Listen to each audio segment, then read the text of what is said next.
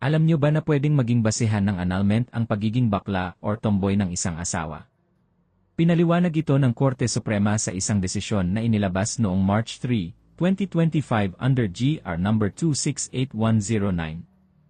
Sa desisyong ito, nilinaw ng Korte na ang pagiging homosexual, bakla o tibo, ng isang asawa ay hindi otomatikong basehan para sa annulment sa ilalim ng Article 36 ng Family Code.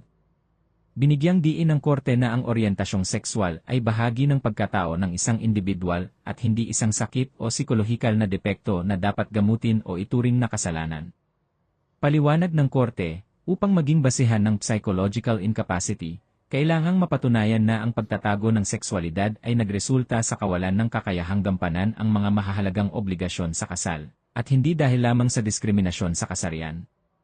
Ang mahalagang punto rito ay ang dishonesty o ang sadyang pagtatago ng katotohanan bago ang kasal o ang epekto nito sa pagsasama ng mag-asawa.